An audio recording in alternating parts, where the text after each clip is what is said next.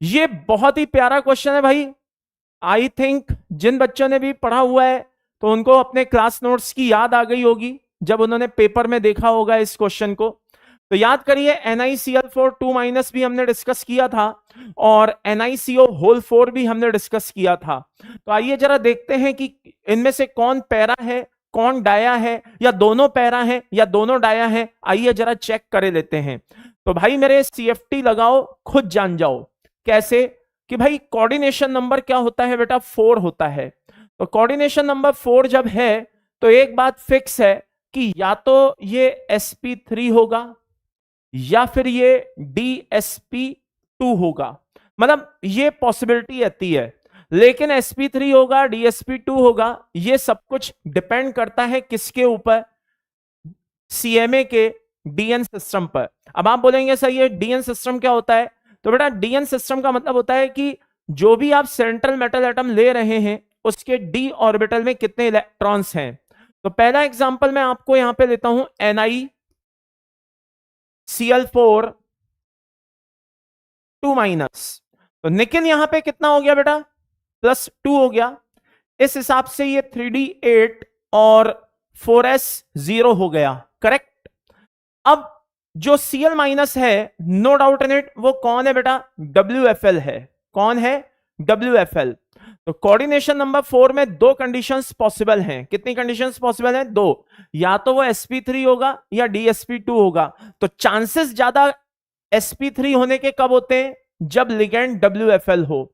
और chances dsp2 होने के कब होते हैं? जब लिगेंड SFL हो। हाँ, ये अलग बात है कि ये चीज हमेशा हो, ऐसा जरूरी नहीं है। क्यों? क्योंकि वो सब कुछ किसके ऊपर डिपेंड करता है बेटा, डीएन सिस्टम के ऊपर डिपेंड करता है कि डीएन सिस्टम कैसा है। तो आइए जरा देखते हैं। तो लिगेंड यहां पे WFL है, इस हिसाब से ये sp3 होना चाहिए। कोऑर्डिनेशन नंबर 4 है, ठीक है ना। डीएन सिस्टम D8 है। तो भाई मेरे ये कैसे बनेगा? ये ऐसे बनेगा, लाइक दिस। T2 ऊपर होंगे और E नीचे होगा। ये बात समझ में आ गई? अब आइए इलेक्ट्रॉन भरना शुरू करते हैं। 1 2, ठीक है ना, 3 4 5 6 7 और ये 8। तो भाई कुल मिलाकर के ये कैसा आ रहा है? पैरामैग्नेटिक नेचर का आ रहा है। ये बात समझ में आ गई? कैसा आ रहा है बेटा? पैरामैग्नेटिक नेचर का आ रहा है। अब बात करते हैं NiCO होल 4 की। तो NiCO होल 4 की बात करें लाला, जरा इधर ध्यान से देखना। यहां पे निकिल की ऑक्सीडेशन स्टेट क्या है सर? 0 है। इसका मतलब ये 3d8 और 4s2 है, जैसा होता है। तो अब बिना s के तो भाई हाइब्रिडाइजेशन थोड़ा फील नहीं आता। ये ठीक वैसी स्थिति है कि ब्रिक्स ले ली, यानी कि ईंटें ले ली, रेता ले लिया और कहा चलो दीवार बनाए।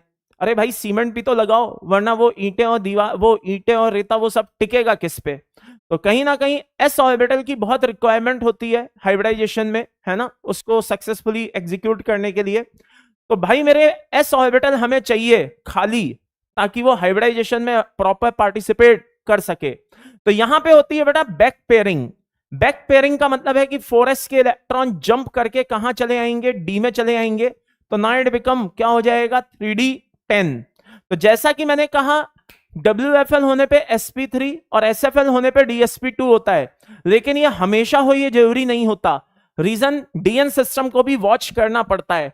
अब डीएन सिस्टम अगर D10 आ रहा है तो भाई मेरे अंदर d ऑर्बिटल खाली ही नहीं है। तो SFL और WFL क्या करेगा? कुछ नहीं कर सकते जब अंदर d ऑर्बिटल खाली ही नहीं है। तो by the end summary is this, ये भी ऐसा का ऐसा होकर के रह जाएगा। कायदे से इसको स्क्वायर प्लेनर बनना चाहिए था, मगर ये टेट्राहेड्रल बन करके रह जाएगा। और 10 इलेक्ट्रॉन जो है वो इस तरीके के दिखाई देंगे, यानी कि ये कैसा होगा बेटा? डायमैग्नेटिक होगा। By the end summary is this, पहला कॉम्प्लेक्स पैरा और दूसरा क्या होगा? डाया। कहां देखूं कहां देखूं कहां देखूं? ये रहा, ठीक है। तो फर्स्ट ये डी ऑप्शन इसका सही हो गया। NiCl4 2- दैट इज पैरामैग्नेटिक, और NiCO होल 4 कैसा होगा बेटा? डायामैग्नेटिक। ये बात समझ में आ गई? चलिए आगे बढ़ते हैं, नेक्स्ट पॉइंट पे चलते हैं, नेक्स्ट क्वेश्चन पे।